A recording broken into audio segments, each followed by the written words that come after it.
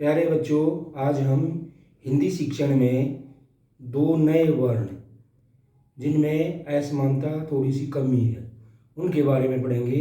आइए देखिए, नई जानकारी है। आज हम डा डा और ढा ढा जब इनका उच्चारण करते हैं, ये है डा और ढा, ये व्यंजन वर्ण है। अब इन दोनों में देखो क्या फर्क है। जब इनका उच्चारण करते हैं डा और ढा, इनको उत्सिप्त व्यंजन बोलते हैं।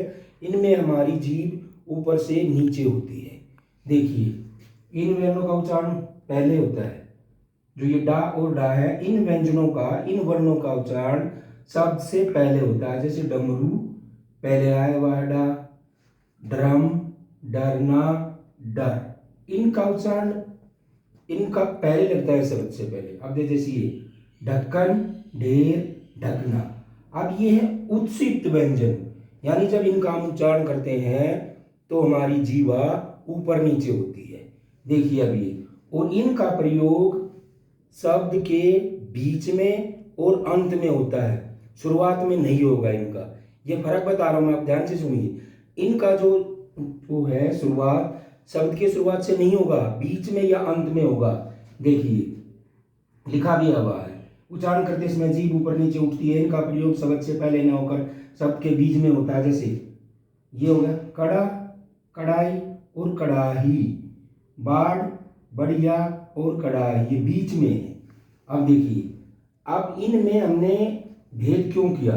क्योंकि तो हमारे हिंदी वर्णमाला में थी डा और डा, तो इनको भेद करने के लिए हमने इनको ढा और ढा, ये इनमें अंतर है, इसको अपना लिया है, हिंदी में समझ लिया है। अब देखिए अब दो शब्द है हमारे, ये कढ़ाई और कढ़ाई। उच्चारण लगभग सेम है लेकिन इनमें अंतर बहुत सारा है। देखिए देखिए कढ़ाई, अब ये एक धातु का एक बर्तन है जिसमें हम खाने की खाद्य पदार्थों का तलने का, भूनने का, खाना बनाने का काम करते हैं। ये कढ़ाई है, कढ़ाई। देखिए उच्चारण देखिए, ठीक है, इसमें इसका प्रयोग करते हैं। और वस्तु को भी देखिए।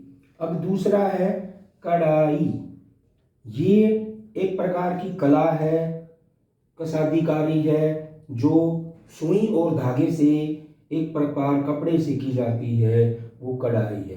तो हमारे जो आज के जो मुख्य शब्द थे, दो थे, याद करने के, कढ़ाई और कढ़ाई। अब मैं आपसे पूछ रहा हूं कि कढ़ाई का क्या अर्थ है? मैसेज बॉक्स में बताइए। चैनल को लाइक कीजिए, सब्सक्राइब कीजिए। धन्यवाद।